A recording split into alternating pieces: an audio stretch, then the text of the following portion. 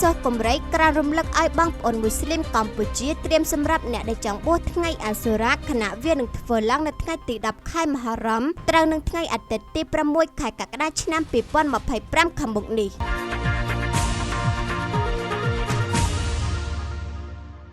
បន្ទាប់ពីឆ្នាំចាស់ផ្លាស់ចូលឆ្នាំថ្មីឆ្នាំអ៊ីស្លាម1447ម៉ាអល់ហិជ្រោះពេលនេះសាសនាអ៊ីស្លាមកំពុងតែស្ថិតនៅក្នុងខែមហារ៉ាំ10ពិសិដ្ឋហើយក៏ត្រូវបានគេដឹងថាការបួសថ្ងៃអាសូរ៉ារបស់អ្នកអ៊ីស្លាមក៏កាន់តែខិតជិតមកដល់នៅក្នុងនោះអ្នកអង្គការសូកុំរៃចាងវាងគណៈដឹកនាំជាន់ខ្ពស់នៃសាសនាអ៊ីស្លាមកម្ពុជាក៏បានក្រានរំលឹកឲ្យបងប្អូនមូស្លីមត្រៀមសម្រាប់អ្នកដែលចង់បួសថ្ងៃអាសូរ៉ាពីព្រោះជាថ្ងៃដែលល្អហើយនឹងទទួលបានផលបុណ្យជាច្រើនដោយអ្នកអង្គការបានបញ្ជាក់ថាការបួសថ្ងៃអាសូរ៉ានៅកម្ពុជានឹងធ្វើឡើងនៅថ្ងៃទី10ខែមហារ៉ាំត្រូវនឹងថ្ងៃអាទិត្យទី6ខែកក្កដាឆ្នាំ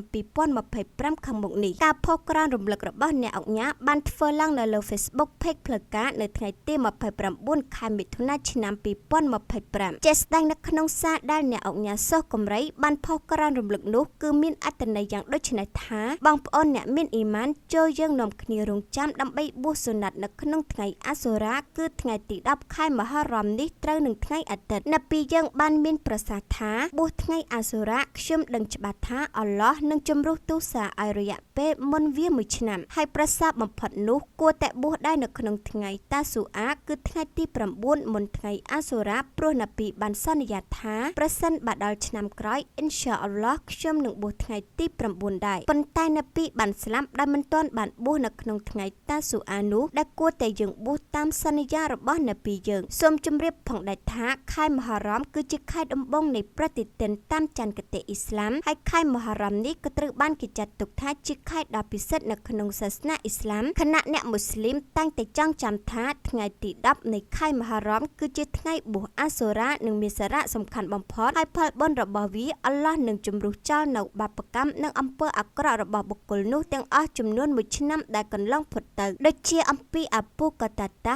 រ៉ាឌីយ៉ាឡោះអានហ៊ូថាពិតណាស់រ៉ាស៊ូលឡោះសល្លឡោះអាឡៃហ៊ីវ៉ាសាឡាំត្រូវបានគេសួរអំពីការបួសថ្ងៃអាសូរ៉ាហើយលោកបានមានប្រសាសន៍ឆ្លើយថាវានឹងជំរុះចោលនៅបាបកម្មនៅក្នុងរយៈពេល1ឆ្នាំកន្លងមករាយការណ៍ដោយមូស្លីមទឹកពិសាបរិសុទ្ធអហ្វណានមោទនភាពផលិតផលជាតិទំនាក់ទំនងជាវតាមរយៈលេខទូរស័ព្ទ012 379 909និង071 78 99 990